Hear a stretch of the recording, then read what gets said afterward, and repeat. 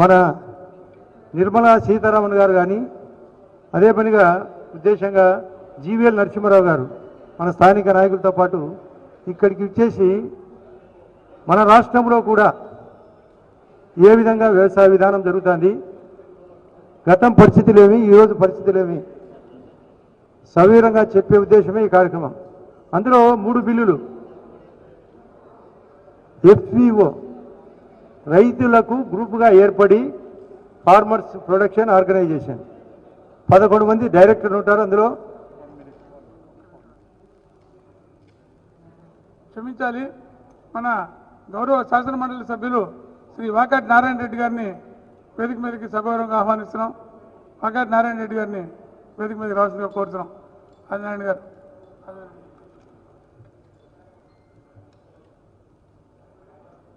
ఎఫ్పిఓలో మొత్తం 11 మంది డైరెక్టర్లతో పాటు 300 మందికి తక్కువ లేకుండా సభ్యులు 3000 వరకు ఉండొచ్చు. అందులో ప్రధానంగా గవర్నమెంట్ ఆఫ్ ఇండియా ఆ సంఘాలకు 10,000 సంఘాలు దేశవ్యాప్తంగా, అందులో 6 లక్షల రూపాయలు ఉచితంగా ఇస్తారు, అంటే ఆర్గనైజేషన్ ఏర్పాటు చేసే దానికోసం. అంతేకాకుండా 3 కోట్ల రూపాయలు ఎలాంటి పూచీకత్తు లేకుండా 3% వడ్డీతో దాదాపు 7 సంవత్సరాలు దాన్ని కట్టే విధంగా ఆర్గనైజేషన్. కానీ ప్రతిపక్షము దానికి రకరకాలుగా వంకలు పెడతారు. రెండవది రైతు ఉత్పత్తి దాన్ని చేసిన తర్వాత ఉత్పాదక తర్వాత అమ్ముకునే హక్కు. మూడవ బిల్లు రైతులకు రైతు భరోసాతో పాటు వ్యవసాయ వసతులు ఆత్మనిర్భర్ ప్యాకేజ్లో దానికోసమే కేవలం ప్రత్యేకంగా గతంలో మాదిరి కాకుండా అడిషనల్గా 1 లక్ష కోట్ల రూపాయలు.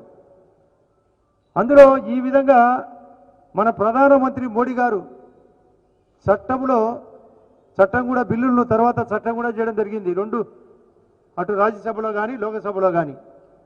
ఇక్కడ ఉండబడిన స్థానిక పార్టీలు కూడా అటు వైఎస్ఆర్ పార్టీ కానీ లేదా ఇటు టీడీపీ పార్టీ కానీ మద్దతు ఇవ్వడం జరిగింది. ఈ విషయంలోనైనా వాళ్ళు మద్దతు ఇచ్చినందుకు మనమైతే ఖచ్చితంగా సహేతుకంగా ప్రతిపక్ష పార్టీ అయినా వాళ్ళకు అభినందనలు తెలపాల్సిన అవసరం ఉంది.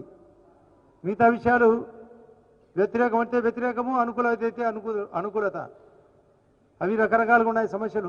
రాజకీయం పక్కన పెడితే ఈ బిల్లులకు మాత్రము 2 పార్టీలు 2 సభల్లో మద్దతు ఇచ్చినాయి. ఏమైనా కూడా మన రాష్ట్రంలో మనకు లాభం ఏంటి? మనకు సులభంగా చెప్పే మాట, ప్రధానమంత్రి గారు అభయం ఇస్తే రైతులకు ప్రతిపక్ష పార్టీలు భయాందోళన కలిగించే ఏర్పాటు చేస్తున్నారు.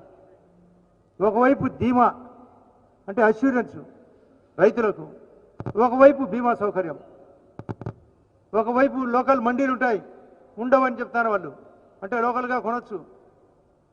తర్వాత వ్యవసాయ మార్కెట్ కమిటీలు ఉంటాయి, లేదంటే సరుకు ఎక్కడైనా పోయి అమ్ముకోవచ్చు. కానీ వాళ్ళు చెప్పేది మండీలు ఉండవు, అంత పెద్దోళ్ళు వస్తారు, పెద్దోళ్ళు వచ్చి అంత కబ్జా చేస్తారని. పెద్దోళ్ళు వచ్చైనా కూడా వాళ్ళతో అగ్రిమెంట్ అయినా కూడా ఇప్పుడు చెప్పిన ఎఫ్పిఓలో మనకు మన ధర ప్రకారము, అంటే ఆ రోజు గవర్నమెంట్ ఎంఎస్పి ప్రకటించిన మినిమం సపోర్ట్ ప్రైస్ ప్రకటించిన ప్రకారము మనం అమ్ముకోవచ్చు. ఒకవేళ ఇంకా రేటు ఎక్కువ ఉంది అనుకోండి, మళ్ళీ బయటకు పోయి అమ్ముకోవచ్చు. తగ్గింటే మాత్రము ఆ బ్యాలెన్స్ వాళ్ళు ఖచ్చితంగా కొని తీరాల. అది షోలే సినిమాలో అమితాబ్ బచ్చన్ ఒక కాయను ఎగిరేసినప్పుడు స్నేహితం కోసం 2 వైపులా హెడ్ ఉంటుంది. ఎందుకు? స్నేహితం కోసం. ఇక్కడ ప్రధానమంత్రి గారి హితం కోసము రైతులకు 2 రకాలుగా ఉభయదారకం. ఎంఎస్పి కంటే తక్కువనప్పుడు వాళ్ళు సచ్చినా కొనాలా, అదే ఎక్కువైతే మాత్రము మనం అమ్ముకోవచ్చు, అంటే బోత్ సైడ్ లాభం. ఈ విధమైన పరిస్థితులు కలిగించిన ప్రధానమంత్రి గారికి మనమందరం ఉభయతారకంగా, అదే తోమర్ గారు కానీ, ఇప్పుడు వచ్చిన మన నిర్మలా సీతారామన్ గారు కానీ, లేదా మన జీవీఎల్ నరసింహారావు గారు కానీ, ఆయన వస్తున్నారు, ఆమె ఓసారి గట్టిగా చప్పట్టు కొట్టి ఆహ్వానం పలకాలని కోరుతున్నా. గట్టిగా అందరూ మనకి ఈ బిల్లు ప్రవేశపెట్టినందుకు, ఈ సభకు ఆమె వచ్చేసినందుకు, మనకందరినీ ఎంకరేజ్ చేసినందుకు అందరినీ దయచేసి గట్టిగా చప్పట్లు కొట్టి ఆహ్వానం పలకాలని కోరుతున్నా. ఒకసారి గట్టిగా చప్పట్లు కొట్టాలా?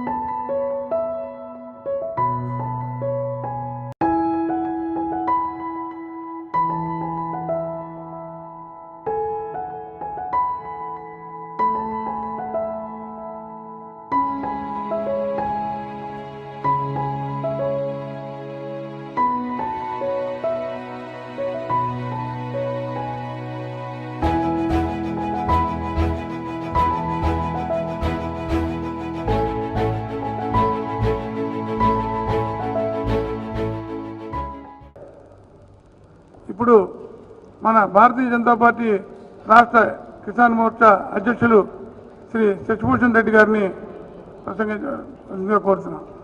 అధ్యక్షోపన్యాసం.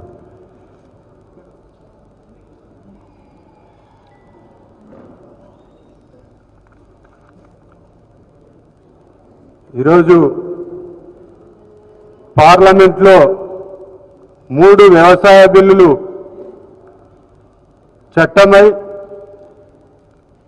రైతులు ఆనందం వ్యక్తం చేస్తున్న పరిస్థితిలో మన రాష్ట్రంలో మన రైతులతో, మన రైతు సోదరులతో, అదేవిధంగా రైతు నాయకులతో, అదేవిధంగా వ్యవసాయ నిపుణులతో సమావేశమవడానికి సాక్షాత్తు మన కేంద్ర ఆర్థిక శాఖ మంత్రులు, అదేవిధంగా తెలుగింటి కోడలు ఉక్కు మహిళ శ్రీమతి నిర్మలా సీతారామన్ గారు ముఖ్య అతిథిగా రావడం చాలా సంతోషం.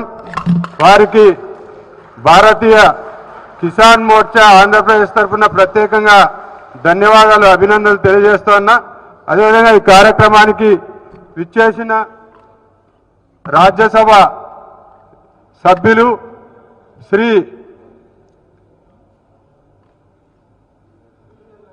జీవీఎల్ నరసింహారావు గారు, అదేవిధంగా రాష్ట్ర వ్యవహారాల సహాయ ఇన్ఛార్జ్ సునీల్ దియోదర్ గారు, అదేవిధంగా మన మాజీ రాష్ట్ర అధ్యక్షులు మాజీ మంత్రివర్యులు కన్నా లక్ష్మీనారాయణ గారు,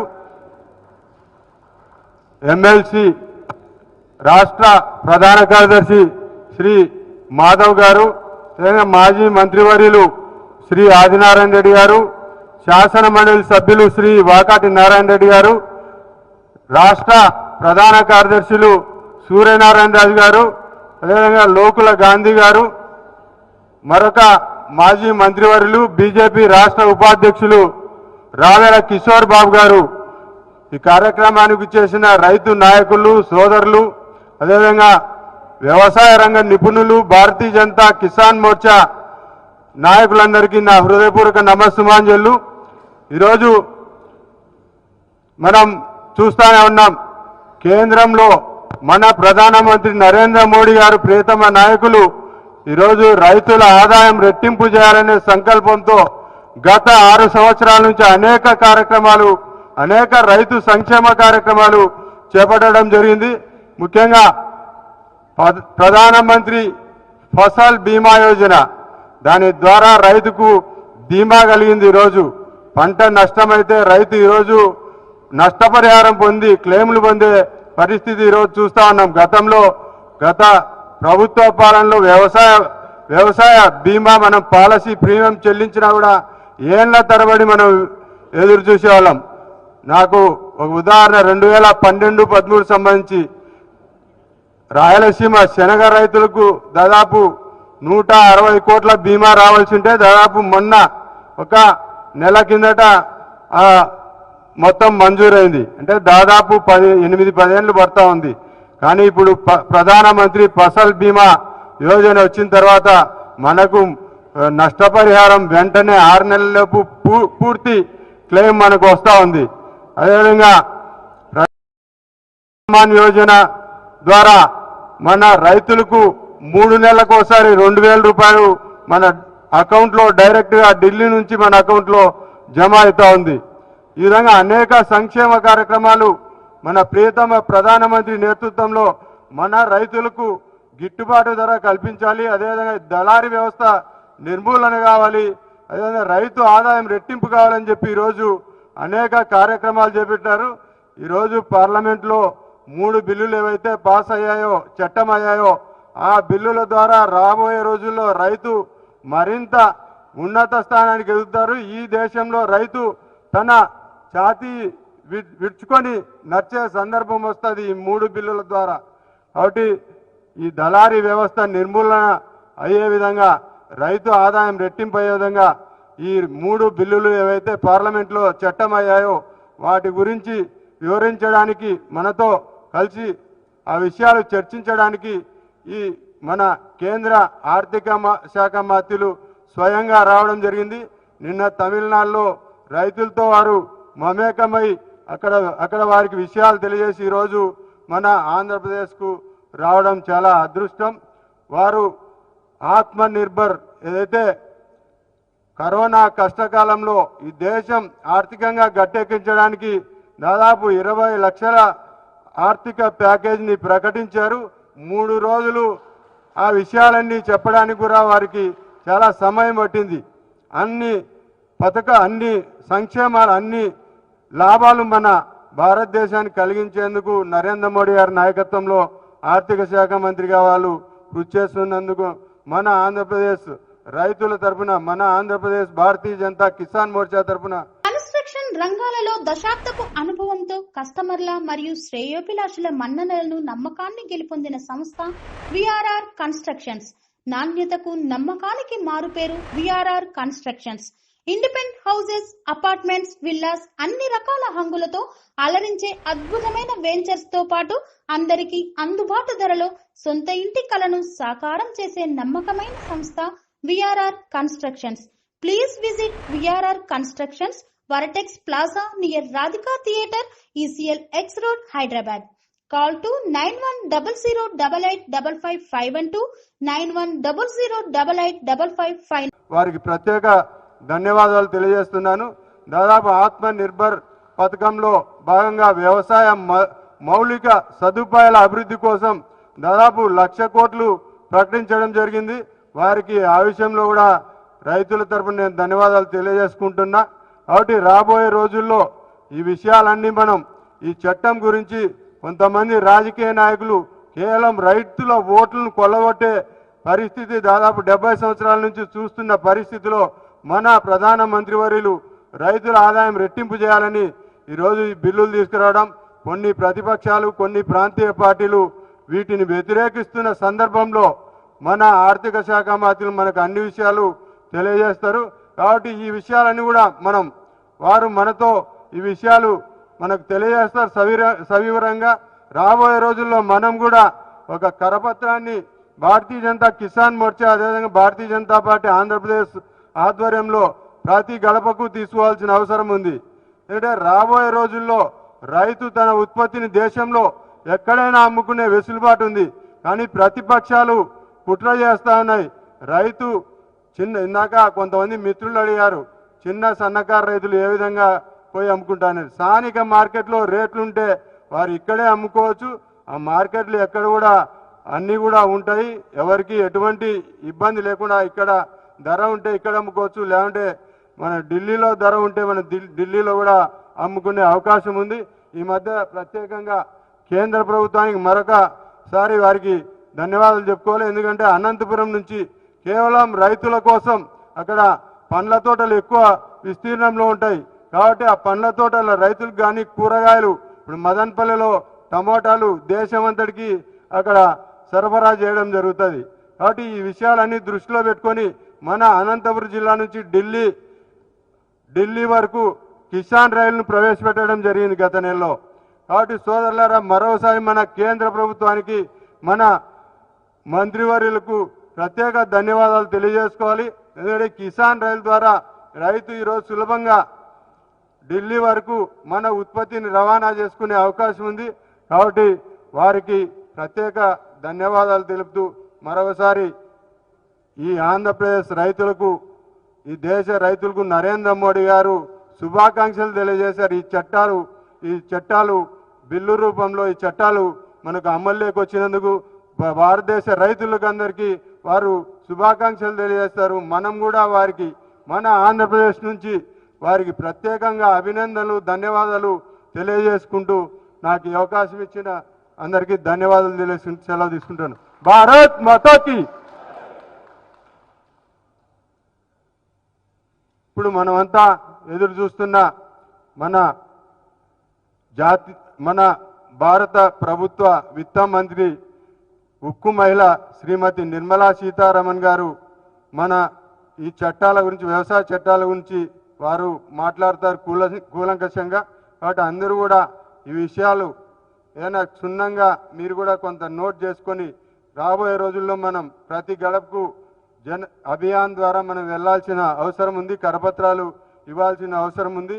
రైతులకు ఈ విషయాలన్నీ తెలియజేయాల్సిన అవసరం ఉంది. కాబట్టి వారు చెప్పే విషయాలు శ్రద్ధగా విని కొన్ని నోట్ చేసుకునవలసిందిగా కోరుకుంటూ వారిని మాట్లాడవలసిందిగా సాదరంగా ఆహ్వానిస్తున్నారు.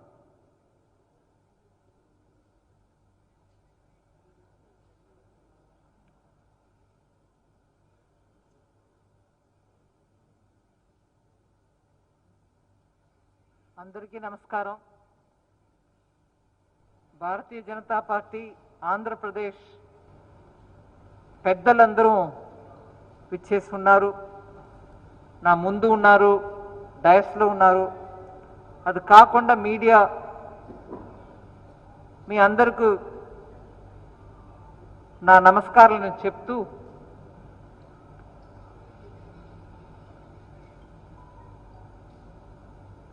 ఫార్మ్ మీద రైతుల విషయం మీద పంట మీద స్టేక్ హోల్డర్స్ అని మనం చెప్తున్న ఈ విషయాల మీద సంబంధం ఉన్న వాళ్ళందరితోటి చర్చ చేసుకున్నాక ఈ 3 బిల్స్లో సవరణలు చేయడానికి ప్రయత్నం దగ్గర 1 సంవత్సరం నుంచి నడుస్తుంది. ఇది మన మేనిఫెస్టోలో కూడా పెట్టాం. మనం మాత్రం కాదు, రైతుల మీద, రైతుల సమస్యల మీద ప్రతి పార్టీ కూడా వాళ్ళ ఎలక్షన్ మేనిఫెస్టోలో ఏదో విషయం చెప్పి ఎలక్షన్లో ముందుకొచ్చారు. 2019 ఎలక్షన్ నాటికి కాంగ్రెస్ పార్టీ కూడా తన మేనిఫెస్టోలో ఏపీఎంసీని పూర్తిగా తీసేస్తాం,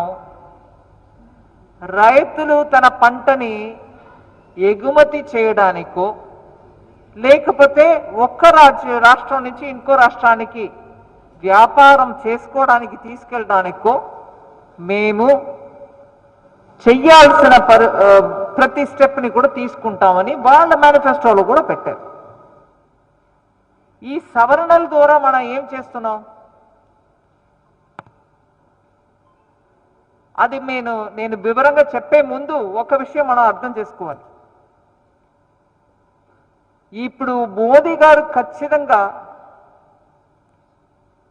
మన ఎలక్షన్ మేనిఫెస్టోలో పెట్టిన ప్రతి ఒక్క విషయాన్ని కూడా ఫుల్ఫిల్ చేయాలి, దాన్ని ఇచ్చిన వాగ్దానాన్ని నెరవేర్చుకోవాలి అని ప్రతిసారి కూడా ప్రయత్నం చేసి ఒక్కొక్క పాయింట్ని ముందుకు తీసుకొచ్చి క్లియర్ చేస్తూ పోతున్నారు. ఆ రకంగా ఈ రైతుల విషయాల్లో కూడా ముందుకు వెళ్తున్నాం. కానీ ఇంత స్పీడ్లో పని జరుగుతుంది అన్న వెంటనే ఏ రకంగా దీన్ని వ్యతిరేకించాలి అనే ఆలోచనతోటి ఆపోజిషన్ పార్టీస్ ఇదేంటి, స్టేట్కు సంబంధించిన విషయంలో కేంద్ర ప్రభుత్వం సవరణలు చేసి కేంద్రానికి ఉన్నటువంటి పవర్ని ఇంకా పెంచుకొని రాష్ట్రాన్ని తగ్గించేస్తున్నారు అని ఒక ఆరోపణ పెడుతున్నారు. ముందుగా దాని విషయం చూద్దాం. మోదీ గారు ముందుగా స్పీడ్గా వెళ్ళి తన మేనిఫెస్టోలో ఉన్నటువంటి వాగ్దానాలని నెరవేరుస్తున్నారు అనేది ఖచ్చితంగా నిజం. కానీ అలా చేస్తూ స్టేట్స్ యొక్క పవర్ని తగ్గిస్తున్నామా, వాళ్ళ పరిధిలో మనం అడుగుపడుతున్నామా? కాదు. ఇది ఒక అపోహ. అంటే అగ్రికల్చర్, వ్యవసాయం స్టేట్ సబ్జెక్ట్ కదా, మీరు దాంట్లో ఎలా వచ్చారు అని అడుగుతున్నారు. స్టేట్స్ యొక్క సబ్జెక్ట్ అగ్రికల్చర్ అని అంటే ఏపీఎంసీ స్టేట్ చట్టం ద్వారా ఎస్టాబ్లిష్ అయిందని అంటే నేను కాంగ్రెస్ పార్టీని అడుగుతున్నా, నువ్వు ఏపీఎంసీని తొలగించేస్తావు అని నీ కాన్స్టిట్యుయెన్సీ ఎలక్షన్ మేనిఫెస్టోలో ఎలా పెట్టావు? మరి మేము అది చేయట్లేదే. స్టేట్ చట్టం ద్వారా ఉన్నటువంటి ఏపీఎంసీ అలాగే ఉంటుంది, మేము దాన్ని ముట్టుకోవట్లా. అక్కడ వ్యాపారం చేయడానికి వెళ్ళిన రైతులు చేసుకోవచ్చు, ముందులాగా ఎప్పుడు ముందు చేసుకున్నట్టు మీరు అక్కడ వెళ్ళి మీ పంటని అమ్ముకోవచ్చు, కొనుక్కోవచ్చు, ఏదైనా చేయవచ్చు. అది ఎలా ఉందో అలాగే ఉంటుంది. ఎందుకంటే అది స్టేట్ చట్టం ద్వారా ఎస్టాబ్లిష్ చేయబడినది, దాన్ని మనం ఏం చేయట్లేదు. కానీ సెంట్రల్ లిస్టులో ఏముంది అంటే central list, state list, concurrent list అని 3 ఉంటాయి. సెంటర్కు ఉన్నటువంటి అధికారాలు, స్టేట్కు ఉన్నటువంటి అధికారాలు, ఇవి 2 తప్పి ఇంకో ఏదో మిగిలి తగులు ఉంటే అది కన్కరెంట్ లిస్ట్లో కూడా ఉంటాయి, ఇద్దరు చేయవచ్చు. ఇప్పుడు మనం చేసేది ఏంటి? సెంట్రల్ లిస్ట్లో ఉన్నటువంటి ఒక అధికారాన్ని ఉపయోగిస్తూ ఒక రాష్ట్రం నుంచి ఇంకో రాష్ట్రానికి ఒక పంట వెళ్ళాలి అని అంటే, రైతు పంపించాలని అనుకుంటున్నారంటే ఆ ట్రేడింగ్కి ఉన్నటువంటి సవరణని చేయడానికి ఉన్న అధికారం సెంట్రల్ లిస్ట్లో ఉంది. మనం దాన్ని సవరణ చేస్తాం. అందువల్ల ఈ కన్ఫ్యూషన్ చేయడానికి ఇదేంటి స్టేట్ అధికారం అగ్రికల్చర్, దాన్ని మీరు ఎలా సవరణ చేస్తారు? మన స్టేట్ అధికారం పక్కన కూడా వెళ్ళట్ల. సెంట్రల్ లిస్ట్లో ఉన్నటువంటి ఇంటర్ స్టేట్ ట్రేడింగ్కి అనుమతి ఇస్తున్నాం.